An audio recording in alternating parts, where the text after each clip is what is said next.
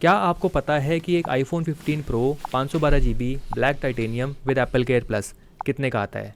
अगर आपका जवाब है 1,85,800 रुपये, तो 70% आईफोन बायर्स आपको और मुझे, क्योंकि मेरा भी यही जवाब है, एक निहायत ही बेवकूफ़ या फिर एक लूज़र इंसान कहेंगे जो एक आईफोन कभी अफोर्ड ही नहीं कर सकता, क्योंकि आपको ये पता ही नहीं है कि आप इस फ़ोन को मात्र 9,096 रुपये में ले सकते हैं अगर आप इस फ़ोन को बाय करते हैं अपने क्रेडिट कार्ड से 24 मंथ्स की ईएमआई पे, और वो भी सिर्फ 15% के इंटरेस्ट चार्ज पे। ईएमआई बनवाने का फाइल चार्ज लगेगा कम से कम 3,716 रुपये, और इस फाइल चार्ज पे जीएसटी लगेगा 18%, जो कि पड़ेगा 670 रुपये का, यानी कि टोटल 4,385 रुपये एज एडिशनल चार्जेस, जो कि इस आईफोन की कीमत का बराबर भी नहीं है, तो किसी को कोई फर्क नहीं पड़ता। बस ये फोन 9,096 रुपए की पर मंथ की ईएमआई पे हो जाता है आपका, लेकिन बाकी की 23 ईएमआई कैसे पे करोगे अगले महीने सोचेंगे। अभी के लिए आप बन गए हैं शहंशाह या फिर एक शहजादी। अपने इस brand new iPhone 15 Pro 512 GB black titanium with Apple care plus को अपनी पॉकेट या पर्स की जगह अपने हाथ में लेके घूमिए, अपने दोस्तों से मिलिए, मार्केट में जाइए, दुनिया देखती रह जाएगी।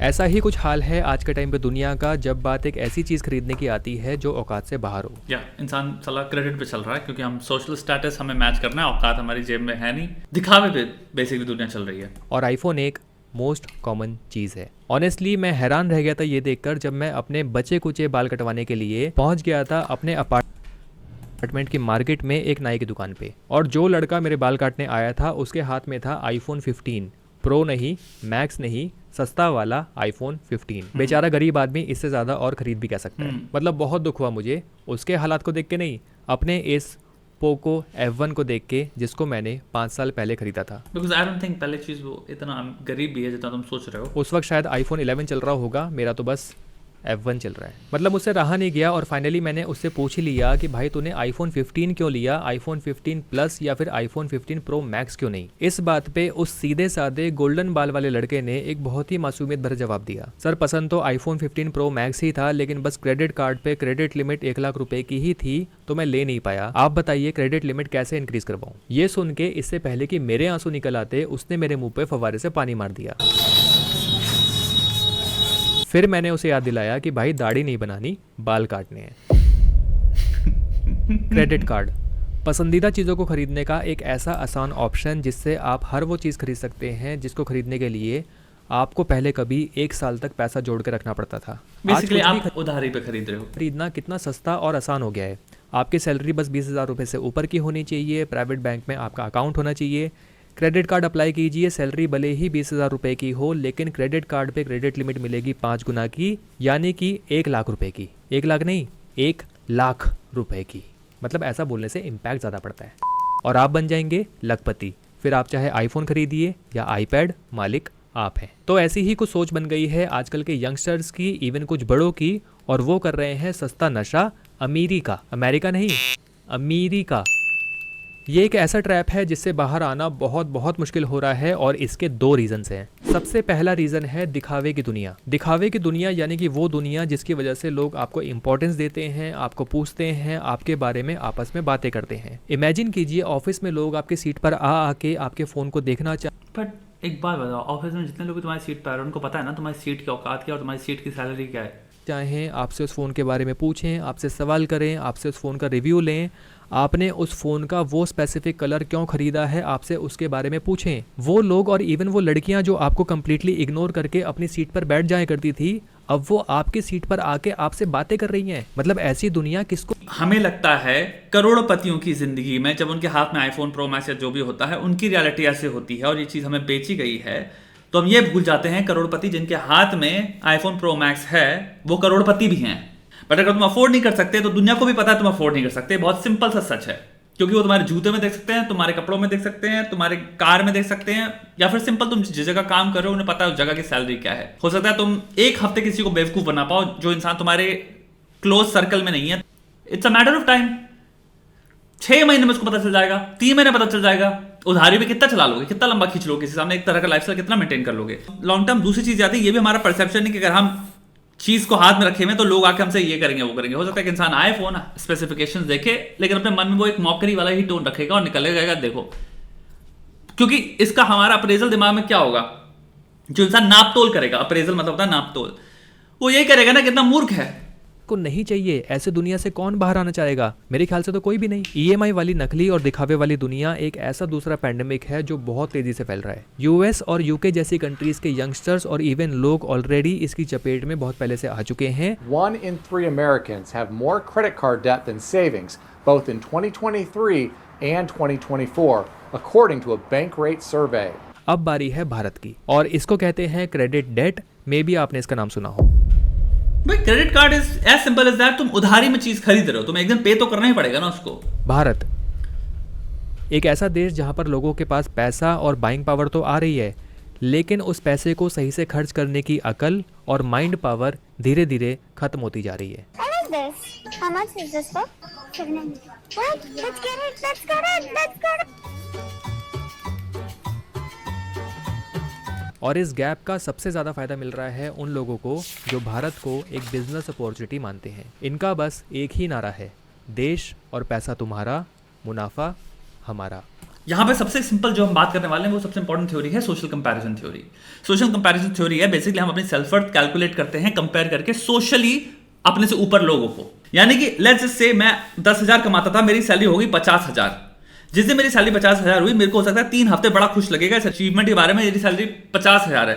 3 हफ्ते के दौरान लेकिन मैं क्या करूंगा, मैं धीरे धीरे यूज्ड टू होता चला जाऊंगा 50,000 की रियलिटी से। इसको कहते हैं हेडोनिक एडेप्टेशन। दूसरी चीज मैं क्या करूंगा, मैं सोशली कंपेयर करना स्टार्ट करूंगा। अब जिन लोगों के पास 60,000 है, 70,000 है, 80,000 है, और मैं वापस उसी मेंटल हैप्पीनेस स्टेट में आ जाऊंगा जब मेरे पास 10,000 रुपए थे, क्योंकि तब भी मैं सोशल कंपैरिजन से अपनी लगा रहा। दूसरी तरफ यहाँ पे आपको एक मोटिवेशन मिलती है उस वजह से कि क्या करता हूं मैं, फेक कर सकता हूं। अगर मैं देख रहा हूं इन्फ्लुएंसर्स क्या कर रहे हैं, वो ऐसे कपड़े पहन रहे हैं, तो मेरे को पहला लगता है कपड़े हो गए मार्कर, फोन में ऐसा रख सकता हूं, कार में ऐसी रख सकता हूं। फ्लैट थोड़ा सा मुश्किल हो जाता है क्योंकि फ्लैट को सस्टेन करना पड़ेगा। यहां सबसे डेंजरस जगह पे आ जाती है जहां पे तुम अब अपनी औकात भूल चुके हो, जो कर रहे हो वो है सारी डेट की दुनिया में।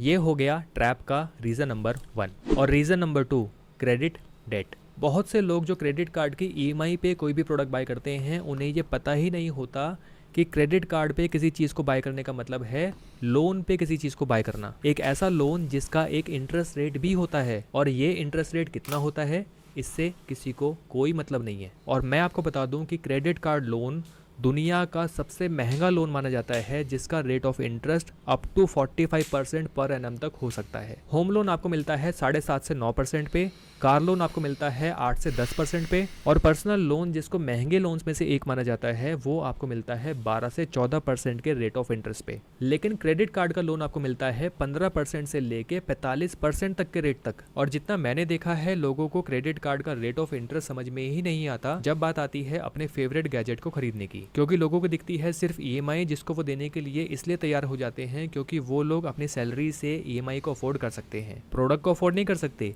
ईएमआई को अफोर्ड कर सकते हैं। वो कहते हैं ना, नशेड़ी इंसान को दुनिया की कोई भी सही बात सही से समझ में आती ही नहीं है, क्योंकि उसे करना है नशा, जिसके आगे दुनिया की कोई भी चीज़ फीकी है। तो दोस्तों बात करते हैं उन चीज़ों की जिसके बारे में कोई भी बात नहीं करता। सबसे पहले बात करते हैं how credit card companies tricks you. देखिए, जितना मैं समझा हूँ आज तक क्रेडिट कार्ड्स के बारे में, ऐसा नहीं है कि मैं क्रेडिट कार्ड के बारे में पहली बार अपने यूट्यूब चैनल पे कोई वीडियो डाल रहा हूँ। मैंने जब अपने इस यूट्यूब चैनल की शुरुआत की थी तो मैं भी शुरुआत में क्रेडिट कार्ड से रिलेटेड वीडियोज़ ही डालता था, बेसिकली क्रेडिट कार्ड को लेके एजुकेटिव वीडियोज़ कि क्रेडिट कार्ड को यूज़ करने का सही तरीका क्या है। तो जितना मैं समझा हूँ, क्रेडिट कार्ड कंपनीज 2 तरह के लोगों को क्रेडिट कार्ड इशू करती है, और इन्हीं 2 तरह के लोगों से सबसे ज़्यादा पैसा कमाती है। सबसे पहले आते हैं वो लोग जिनकी सैलरी हाई है और उनकी स्पेंडिंग्स भी हाई है। दूसरे आते हैं वो लोग जिनकी सैलरी बस उस लेवल की है जिसमें वो अपना खर्चा, अपना गुजारा ठीक ठाक कर सकते हैं, यानी कि वो लोग अपनी सैलरी से ज़्यादा महंगे गैजेट्स, ज़्यादा महंगी चीज़ें नहीं खरीद सकते। तो जिनकी सैलरी हाई है, जिनकी स्पेंडिंग्स हाई हैं, ऑब्वियसली क्रेडिट कार्ड कंपनीज को वहाँ से ज़्यादा प्रॉफिट देखने को मिलेगा, क्योंकि जब ये लोग क्रेडिट कार्ड का इस्तेमाल करेंगे महंगी चीज़ें बाय करने के लिए, तो क्रेडिट कार्ड कंपनीज को उनका कमीशन भरपूर मिलेगा। ऐसे लोग अपने क्रेडिट कार्ड से फ्लाइट्स की बुकिंग करते हैं, होटल्स की बुकिंग करते हैं, 5 स्टार रेस्टोरेंट्स में खाना खाते हैं, तो उनसे क्रेडिट कार्ड कंपनीज को अच्छा खासा फायदा मिलता है। और दूसरी तरफ वो लोग जिन लोगों की सैलरी ऑलरेडी मार्जिनल है,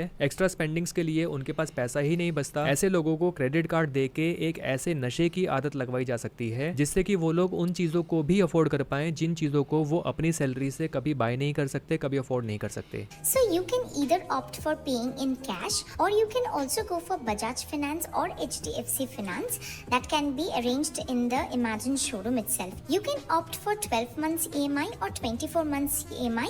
according to your convenience. अगर तुम्हें आईफोन खरीदना है एंड तुम्हें पता है कि ठीक है 1,20,000 का तीसरा जितने का भी है, and if you just see it and you like okay I will buy, तुम्हें काइंड ऑफ ट्रिक किया जा रहा है कि ये तुम्हारी औकात के बाहर है ही नहीं, ये बहुत अफोर्डेबल है, और तुम जो EMI का नंबर है तुम्हारा ब्रेन ऐसे परसीव करेगा जैसे तुम्हारा पेमेंट ये है, एक्चुअल में ये 1.5 लाख नहीं है पेमेंट तो ये है जो मुझे भरना है, क्योंकि अभी तो मुझे ये भरना है। और इस जहां चलन को तुमने ओके कर दिया अपने दिमाग में, तुम उस चलन को कितना रिपीट करने वाले हो स्टेटस सीकिंग में। क्या टीवी भी खरीद लेते हैं, आओ ये भी खरीद लेते हैं, आओ वो भी खरीद लेते हैं, और फिर तुम EMI के तुम उसमें करा के कैलकुलेटिवली इतना भयंकर लेवल पे फंसे हुए चीजों में। आज कट गया, इस महीना फिर कट गया, अरे इस महीने इतना सारा तो EMI जा रही है यार। मैं कहूंगा इस भावना से बचो। तो होता क्या है कि ऐसे में ये लोग EMIs पे चीज़ों को बाय करते हैं, जैसे कि महंगे फ़ोन्स हो गए, सैमसंग के फ़ोन हैं, आईफोन्स हैं, महंगे जूते हो गए यानी कि एडिडास और नाइक के शूज़ हो गए, इवन जूते खरीदते हैं लोग EMI पे।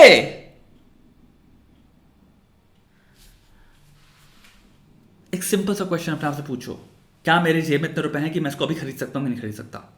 बहुत सिंपल सा क्वेश्चन है। जब हाथ में जूता हो, अगर 5,000 का 10,000 का, डजंट मैटर, सिंपल देके पूछो, क्या अभी मेरे को उसको खरीदना है, मैं अफोर्ड कर सकता हूं इसको? और अगर आंसर है नो, तो तुम्हें जो EMI का बताया जा रहा है वो एक समझ लो एक कॉग्निटिव ट्रिक है, क्योंकि EMI का जब तुम नंबर देखते हो तुम्हें लगता है अरे ये तो मैं खरीद सकता हूं ना, वो बनाई इसलिए गई है ताकि तुमसे 10,000 काइंड ऑफ निकलवा दी जाए। तुम दे उतने ही रहे हो, बल्कि उससे हल्का सा और ज्यादा दे रहे हो, लेकिन तुम्हें ट्रिक किया जा रहा है कि नहीं ये प्राइस नहीं है, EMI का प्राइस एक्चुअल में ये है, तो फंस जाओ, हम तुमसे निकाल तो लेंगे तुम्हारा पैसा। तो मैं कहूंगा जिंदगी में इस ट्रिक में ना फंसो, क्योंकि तुम फंसते चले जाओगे जहां तुमने इसको ओके कर दिया। यकीन नहीं करेंगे कि ये लोग अपनी पसंदीदा मोटरसाइकिल्स भी क्रेडिट कार्ड के लोन्स पे ही बाय कर लेते हैं। मतलब ऑटो लोन जो जस्ट 8 to 9% के रेट ऑफ इंटरेस्ट पे किसी को मिल सकता है, ये लोग मोटरसाइकिल्स भी क्रेडिट कार्ड पे बाय कर लेते हैं, जिसका रेट ऑफ इंटरेस्ट 15% से लेके 18, 20 या 22% तक का हो सकता है, और फिर भी खुश हैं। क्यों? क्योंकि इतनी प्रेजेंट बायस, प्रेजेंट पे खुशी मिल रही ना। दूसरी चीज मैं एक बात कहूंगा, इतना भी स्ट्रिक्ट होने की जिंदगी में जरूरत नहीं है कि मैं कुछ नहीं खरीदूंगा EMI पे। एक सिंपल सा नियम बनाओ, मैं एक टाइम पे एक EMI अलाउ करूंगा अपनी लाइफ में, या 2। तो मैंने अगर फोन खरीद लिया या मेरा हाउस लोन चल रहा है, हम भर रहे हैं इंस्टॉलमेंट्स, तो अगर मैं हाउस लोन भर रहा हूं या कार लोन भर रहा हूं, मैं फुल हो गया, अब दुनिया में कोई भी चाहे बावंडर आ जाए, मैं जाके कोई चीज उधारी पे नहीं खरीदूंगा, क्योंकि मेरे 2 ऑलरेडी उधारी चल रही है, पहले उनको पे कर दूं मैं। लेट्स से किसी को बहुत प्यार है और किसी की सैलरी है लेट्स से 30,000 रुपए, तुम एक बाइक EMI पे चलो ले लेते हो, बट वो एक बाइक को फिर एक ही रखो। उसके बाद ये नहीं कि भाई जूते भी ले लिए, अरे फोन भी ले लिया, फिर एक आदत बना रहे हो तुम बहुत ही घिनौनी।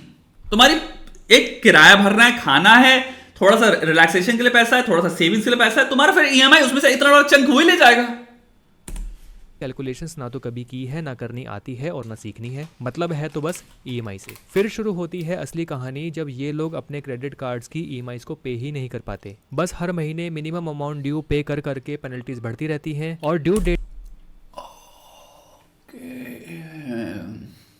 तक अगर बिल्स की पेमेंट्स नहीं हो पाती तो ये पेनल्टीज और भी ज्यादा बढ़ जाती हैं, जिससे क्रेडिट तब पेनल्टीज बढ़ती है। मैं सोचूं ऐसा कहां से, क्योंकि मैं भी क्रेडिट कार्ड यूज करता हूं। फिर क्रेडिट कार्ड के लोन्स को पे करने के लिए ये लोग या तो पर्सनल लोन ले लेते हैं या फिर लोकल डीलर से लोन्स ले लेते हैं, जिनको कहा जाता है लोन माफिया, या फिर ये लोग गोल्ड लोन्स की तरफ लोन शार्क हो गए जो भागते हैं, यानी कि लाइबिलिटीज के बिल्स को पे करने के लिए ये लोग अपने एसेट्स को भी सेल करने को तैयार हो जाते हैं। और बस भाई क्या करोगे, चुकाना तो है ही ना लोन, नहीं तो केस हो जाएगा तुम पे।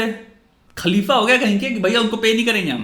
क्रेडिट कार्ड से रिलेटेड स्टैट्स की यानी कि डेटा की बात करते हैं तो according to RBI the credit card industry in India has witnessed a compounded annual growth rate यानी कि CAGR of 20% in the last 5 years। वहीं अगर हम इस न्यूज़ पे एक नजर मारते हैं तो Apple is winning the market 1 EMI of course aspirationally अपनी औकात के बाहर अपनी औकात दिखावे की सबसे बड़ा प्रोडक्ट एप्पल है। सबसे सैड चीज ये है कि तुम्हारे को लगता है ये है, जैसे तुम हो, तुम्हारी जिंदगी में ट्रीटमेंट तुम्हारे व्यवहार से ही होगा। आईफोन से 5 सेकंड में इंसान ये सोचेगा हाँ शायद पैसे वाला है, फिर वो तुम्हें जानेगा और उसको कुछ डेटा मिलेगा और उसके बाद वो वापस रीअप्रेस कर लेगा अपने दिमाग में कि पैसे वाला नहीं है, बेवकूफ है। Time Apple's revenue in India has grown by astounding 45% in financial year 2022 to $4 billion यानी कि 33,000 करोड़ रुपीस। आर्टिकल में लिखा हुआ है कि 70% ऑफ आईफोन परचेजिंग में बाप रे, तो फिर भाई मूर्ख हो।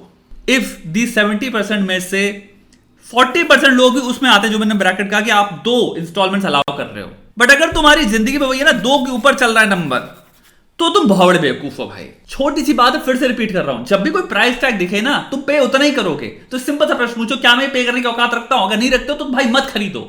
ईएमआई से तुम पे उतना ही कर रहे हो, डेंट तुम्हारे अकाउंट में उतना ही पड़ रहा है। Are on EMIs। देखिए, अगर मैं आपको ऑनेस्टली बताऊं तो यहाँ पर परेशानी क्रेडिट कार्ड के साथ नहीं है। क्रेडिट कार्ड यूजेज को जैसे कि मैंने बताया कि मैंने हमेशा ही अपने इस चैनल पे और रियल लाइफ में बहुत ज़्यादा सपोर्ट किया है। फ्यूचर में भी अगर मैं ऑनेस्टली बताऊं तो क्रेडिट कार्ड यूजेज को मैं आगे भी सपोर्ट करता रहूंगा, क्योंकि परेशानी क्रेडिट कार्ड के साथ है ही नहीं। क्योंकि मैं खुद वो इंसान हूँ जो क्रेडिट कार्ड्स का सबसे ज़्यादा इस्तेमाल करता हूँ। सबसे ज़्यादा मतलब कि जहाँ पर भी मुझे कोई बिल पेमेंट करनी होती है, कहीं पर भी कैसी भी पेमेंट करनी होती है, फॉर एग्जाम्पल ग्रोसरी हो गया, रेस्टोरेंट्स हो गए, इलेक्ट्रिसिटी बिल्स या इवन डॉक्टर्स या हॉस्पिटल का खर्चा, मैं हर जगह पे क्रेडिट कार्ड का ही यूज़ करता हूँ। मेरे पास टोटल 4 डिफरेंट क्रेडिट कार्ड्स हैं, जिसमें सबसे पुराना क्रेडिट कार्ड मेरे पास 2016 से आज तक है, और मैं इन क्रेडिट कार्ड्स को चेंज कर करके यूज़ करता रहता हूँ जहाँ पर भी मुझे बेनिफिट या फिर डिस्काउंट्स देखने को मिलते हैं। तो परेशानी क्रेडिट कार्ड्स के साथ है ही नहीं, क्योंकि परेशानी है क्रेडिट कार्ड्स को सही तरीके से ना या फिर परेशानी है सिंपल अफोर्डेबिलिटी की, इस्तेमाल करने की, क्रेडिट कार्ड को एक्सप्लॉइट करने की, वो भी बिना सोचे समझे। और दूसरी चीज ये है कि परेशानी यहाँ पर आईफोन को बाय करने में भी नहीं है। देखिए, ये तो क्लियर है कि आईफोन इंडिया में सिर्फ एक स्टेटस सिंबल बन गया है। इससे आप सिर्फ फर्स्ट इंप्रेशन मार सकते हैं या फिर टेम्परेरी इंप्रेशन मार सकते हैं, क्योंकि जैसे ही आप मुंह खोलेंगे सामने वाला आदमी तुरंत समझ जाएगा कि कौन कितना पानी में है। आईफोन खरीद के ना तो आपको आपकी सैलरी में कोई हाइक मिलेगा, ना ही आपके दिमाग में अचानक से कुछ नए आइडियाज आने स्टार्ट हो जाएंगे कि आप अपने करियर में आगे बढ़ पाएं। कुछ नए यूट्यूबर्स या फिर रील्स को बनाने वाली महिलाएं अपने आप को ये कह के समझाते हैं कि हम आईफोन खरीद रहे हैं वीडियोस को रिकॉर्ड करने के लिए, क्योंकि आईफोन का कैमरा बहुत अच्छा है तो वीडियोस बहुत अच्छी बनेंगी। I am very excited to explore my new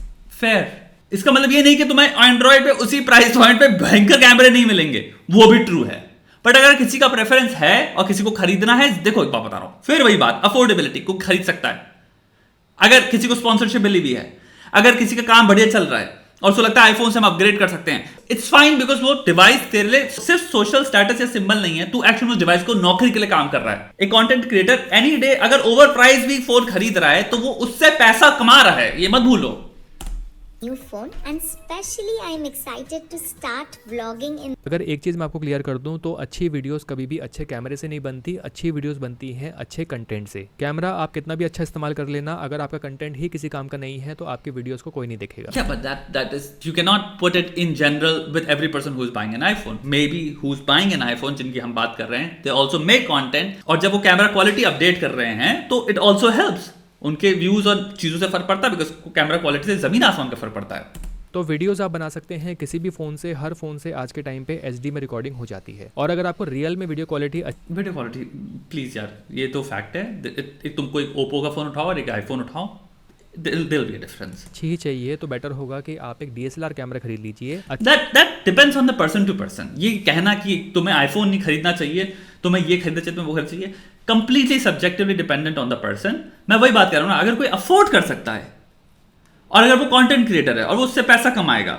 अब छोटी सी बात करो DSLR कैमरा की, DSLR कैमरा ले लिया, DSLR कैमरा के साथ आपको 4 बैटरियां खरीदनी पड़ेंगी, 4 बैटरी को चार्ज करने के लिए आपको एक चार्जर खरीदना पड़ेगा, आपको 24 घंटे बैठ के चार्ज करना पड़ेगा, आपको SD कार्ड खरीदना पड़ेगा, आपको ये खरीदना पड़ेगा, आपको फलाना ठिपका खरीदना पड़ेगा। आईफोन्स की बैटरी जो हमारे एटलीस्ट 15 इन सब की बात कर लो, खतरनाक है। तुम्हारे फोन के अंदर ही डेटा है, तुम्हारे पास 200 या समथिंग का स्टोरेज है, तुम्हें एप्पल क्लाउड में करना है, एप्पल क्लाउड में करो, जो तुम्हारा वन ड्राइव है उसमें करना है, गूगल ड्राइव में करना है, तो तुम्हारे पास अब सब स्टोरेज सर्विसेज हैं। किसी को नहीं करना भाई बैठ के मैं कनेक्ट करके बार बार बैठ के इधर से निकाल के फिर ट्रांसफर करूं हर फाइल को, किसी को नहीं करना। अच्छे से अच्छा DSLR कैमरा आराम से आईफोन के आधे रेट पे यानी कि 50 से 60 हज़ार रुपए में आ जाता है, और DSLR कैमरा की वीडियो क्वालिटी को कोई भी फ़ोन इस दुनिया में बीट नहीं कर सकता। और जिस कैमरा से ये वीडियो रिकॉर्ड हो रही है ये है कैनन का M50 Mark II, जो कि मैंने 3 साल पहले 52,000 रुपीज़ का खरीदा था, और ये कैमरा भी मैंने क्रेडिट कार्ड पे ही खरीदा था, क्योंकि मुझे यहाँ पर क्रेडिट कार्ड से सीधे 4,000 रुपये का डिस्काउंट मिला था। देखिए, बाकी आप जाने कि आप आईफोन क्यों खरीदना चाहते हैं, आईफोन को खराब बोल के मुझे आपसे हेट नहीं चाहिए। अब सवाल ये आता है कि तो करें क्या, मतलब ये ऑल्सो लाइक लेट्स से तुमने सैमसंग का सबसे लेटेस्ट फोन खरीदा, तुम्हारे पास पीछे भयंकर लेवल पे कैमरा लगा हुआ है, तो तुम्हारे पास 4K क्वालिटी का कैमरा लगा हुआ है, लेट्स से उसको DSLR से कंपेयर ना करो, HD पे दोनों की ही क्वालिटी बहुत गजब है। दूसरी चीज, तुम्हारा इंस्टाग्राम जो भी तुम्हारे जहां पे मैं तस्वीरें डालनी है वो भी तुम फोन से खींच रहे हो, तो एक फोन से I understand from a content creator कि अगर कोई खरीद रहा है इट मेक्स सेंस।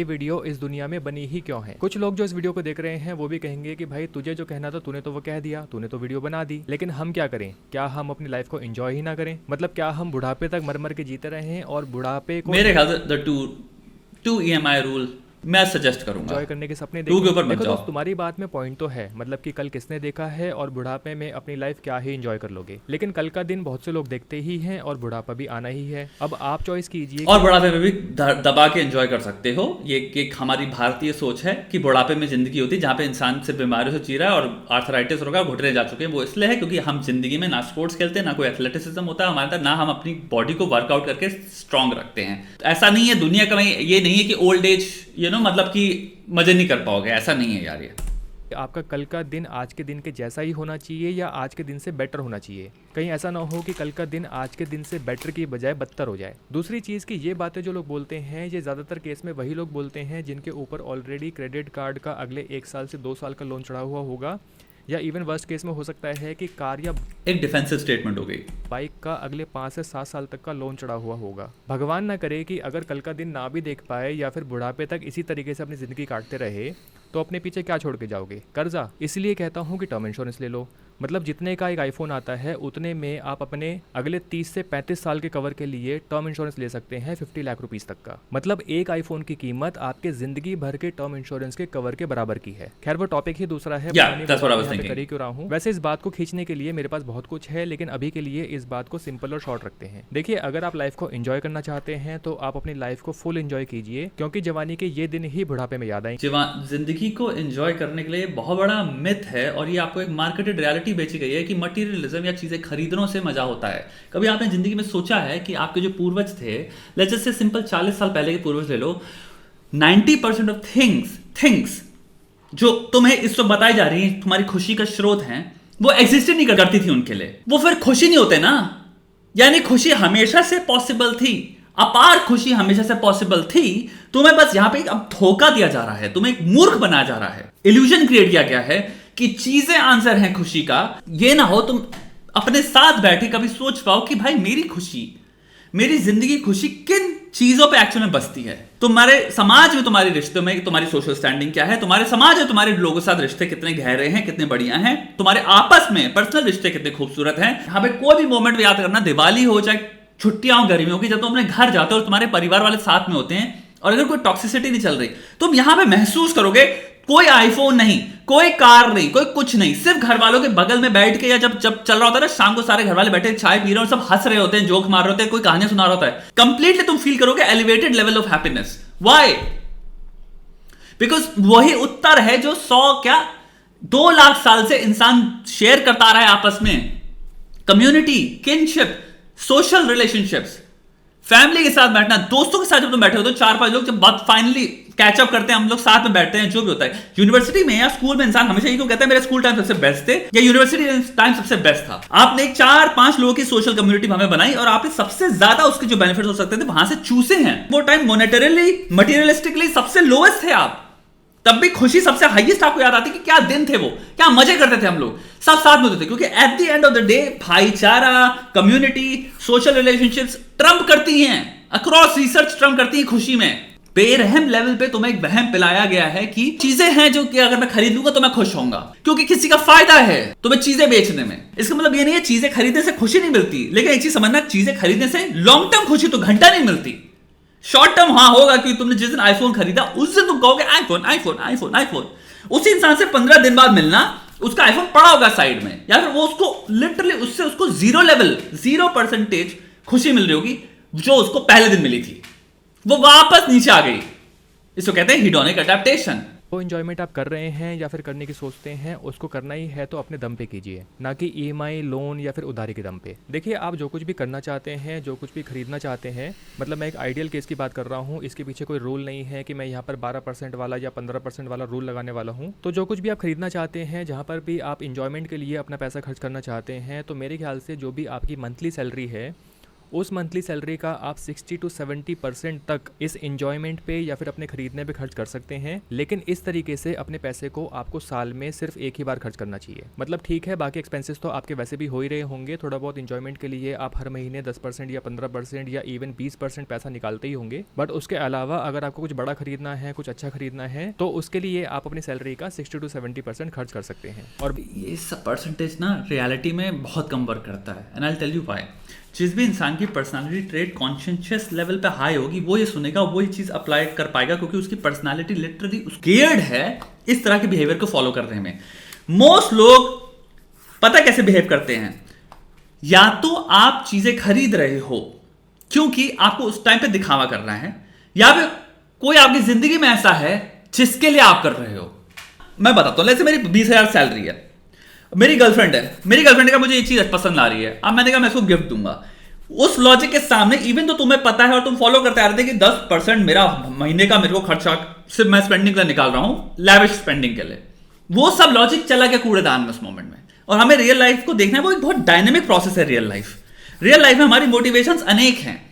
कागज में थ्योरेटिकल हमें ये रखना कि मैं 10% यहां करूंगा, 20% वहां करूंगा, ये चीजें मोर सो एक्चुअली में डिस्करेजिंग हो जाती हैं, क्योंकि जब हम दूसरे महीने बाद जब देखते हैं, हम देखते हैं कि यार ये चीजें हुई नहीं मेरे से, तो हम काइंड ऑफ जो चीज हमें एंकरेज करना चाहता है साइकोलॉजिकली, वो और डिस्करेजिंग हो जाती है, क्योंकि हमें फेलियर दिख जाता है।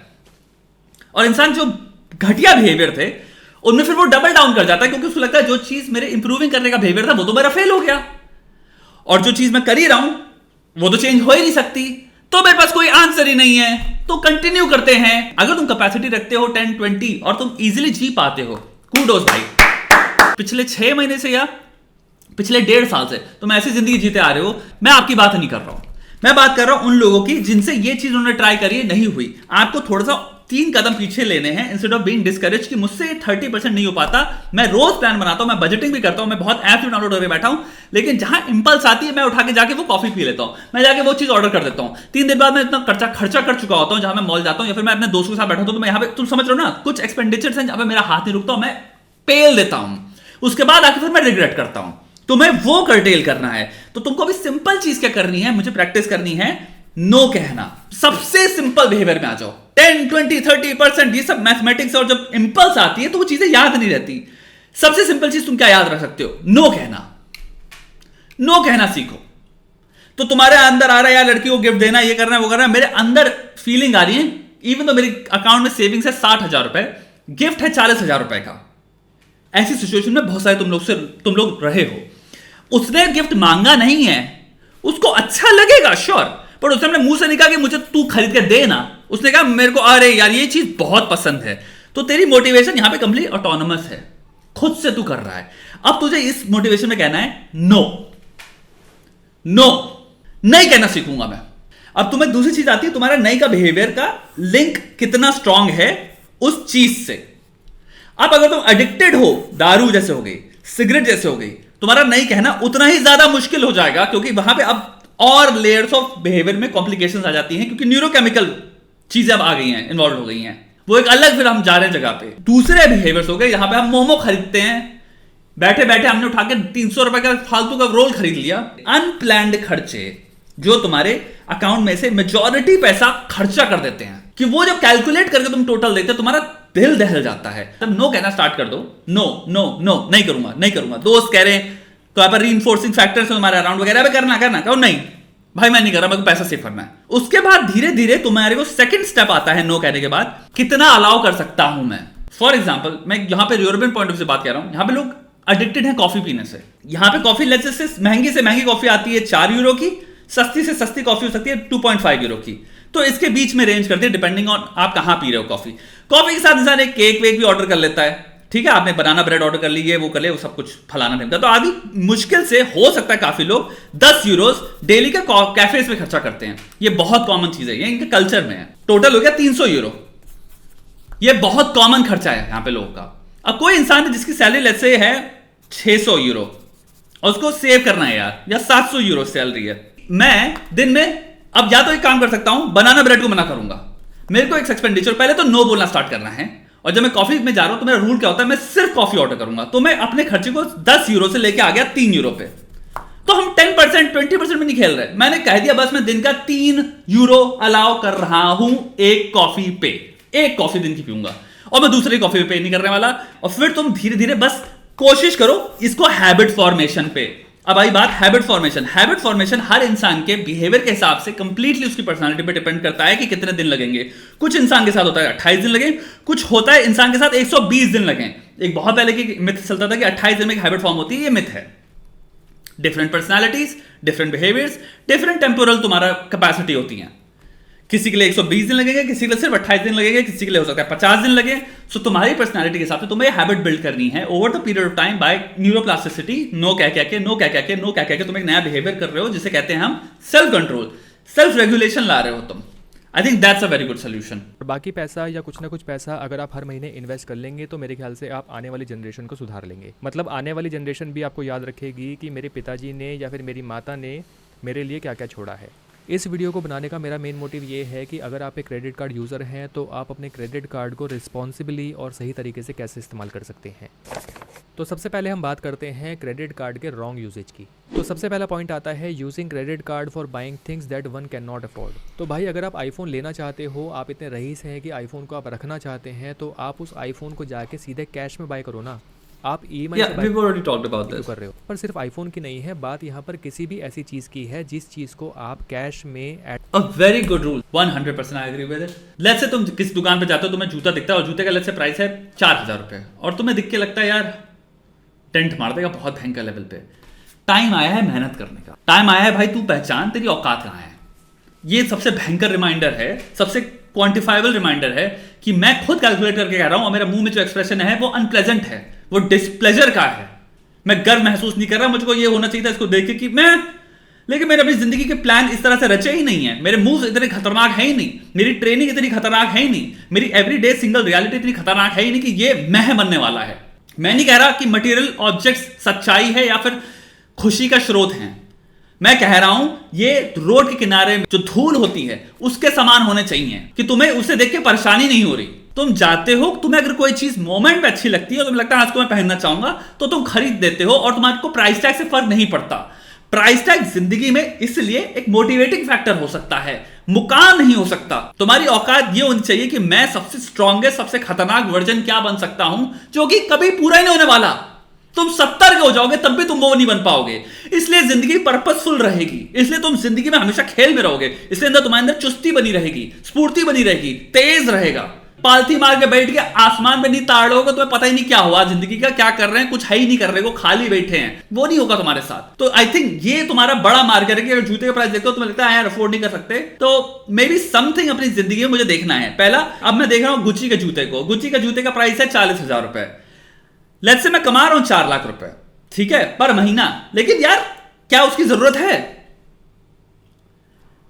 अब यहां पे आए मटेरियलिज्म सीकिंग की। यहां पे एक और चीज समझना, मटेरियलिज्म भी बहुत बेकार चीज है क्योंकि वो सोशल कंपैरिजन के थ्रू तुम चाहे 4 लाख कमा रहे हो चाहे 40 लाख कमा रहे हो, तुम वापस 2 कौड़ी का फील कर रहे होगे। लेकिन अगर तुम बैठे हो और तुम्हारे सामने 4000 का जूता और तुम्हारी सैलरी है 30,000 और तुम्हें पता है there are so many strategies जिनसे मैं अपने आप को इतने लेवल पे अपग्रेड कर सकता हूं, लेकिन मैं रोज हारता हूं अपनी खुद की आदतों की वजह से, उनको अगर मैं रेक्टिफाई नहीं कर रहा तो वो पर्सनल फेलियर है। और ये चीज तुम्हारे मुंह पे तमाचा है कि तू भाई फाड़ नहीं रहा अपनी जिंदगी में। थ्रू बाय करना आपको बंद कर देना चाहिए, आप एक गलत आदत का हिस्सा बन रहे हैं। सेकंड पॉइंट आता है using credit card beyond limits. अगर आप अपने क्रेडिट कार्ड से ईएमआई पे इतने सारे आइटम्स बाय कर लेते हैं जिनकी कलेक्टिव ईएमआई को आप अफोर्ड ही नहीं कर पाएंगे, अगर आपको मर मर के इंस्टॉलमेंट्स पे करनी पड़ेंगी तो आप तो फंसेंगे ही। तीसरी गलती आती है पेइंग मिनिमम अमाउंट ड्यू। तो जब बहुत सारी ईएमआईज का एक बड़ा बर्डन लोगों के ऊपर आ जाता है तो ऐसे में वो लोग क्या करते हैं कि वो क्रेडिट कार्ड पे मिनिमम अमाउंट ड्यू पे करना स्टार्ट कर देते हैं कि कोई बात नहीं, इस महीने हम मिनिमम अमाउंट ड्यू पे कर देते हैं, नेक्स्ट महीने हम पेनल्टी के साथ पेमेंट्स कर देंगे, उसके बाद सब कुछ ठीक हो जाएगा। तो मिनिमम अमाउंट ड्यू पे कर करके आप बहुत हैवी पेनल्टीज अपने क्रेडिट कार्ड पे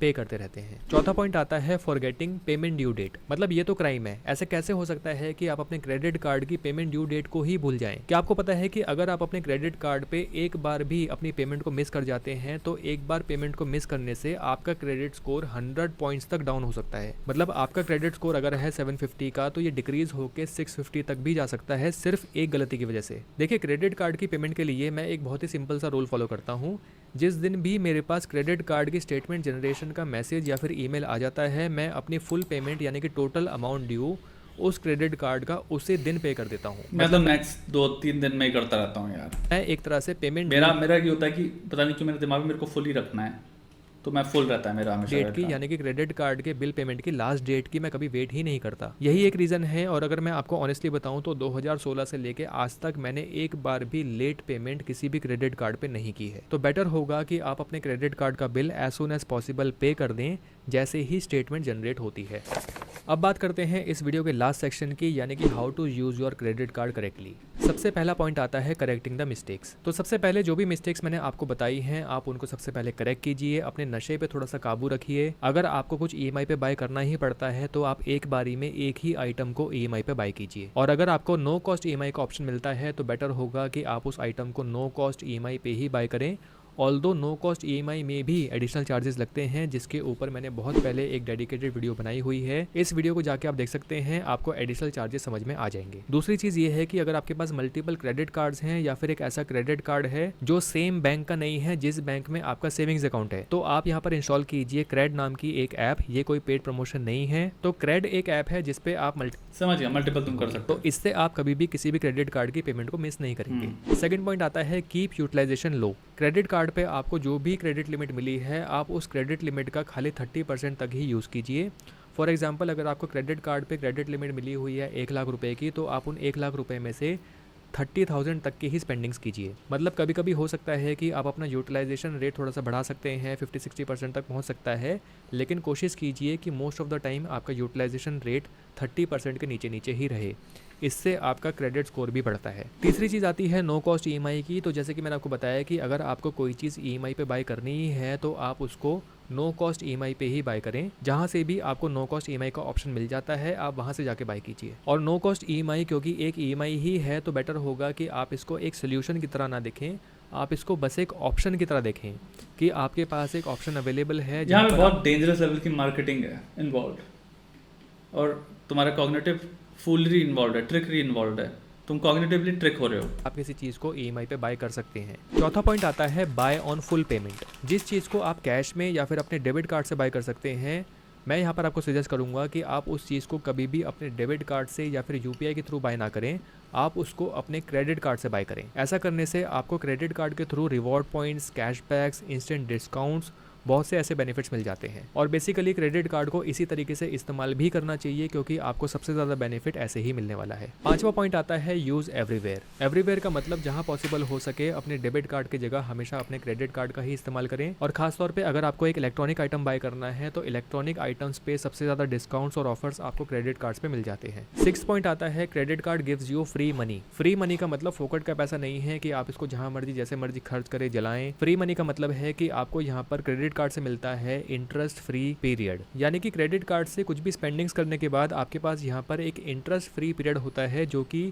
29 डेज से लेके 44 डेज तक का हो सकता है। यानी कि 29 डेज के बाद आपकी स्टेटमेंट जनरेट होती है और स्टेटमेंट जनरेशन के बाद भी आपके पास यहाँ पर 14 to 15 डेज का टाइम होता है कि आप उस क्रेडिट कार्ड का बिल पे कर पाएं। तो इस पूरे ड्यूरेशन का फायदा उठा सकते हैं और एक ही बारी में एक साथ अपनी सारी पेमेंट्स कर सकते हैं। तो क्रेडिट कार्ड की जब बिलिंग की बात आती है तो आप अपनी क्रेडिट कार्ड की बिलिंग को सेट कर सकते हैं। For example 2nd of every month या फिर 5th ऑफ एवरी मंथ, जब भी आपकी सैलरी आती है उसके जस्ट नेक्स्ट डे की, जिससे कि आप इजीली क्रेडिट कार्ड की सारी पेमेंट्स को पहले ही कर सकें। 7th पॉइंट आता है पे ऑल योर बिल्स रेगुलरली। अगर आप अपने क्रेडिट कार्ड से उतनी ही स्पेंडिंग्स करते हैं जिनको आप फाइनली अब हम क्रेडिट कार्ड इन्फॉर्मेशन में आ गए हैं। This was a good video.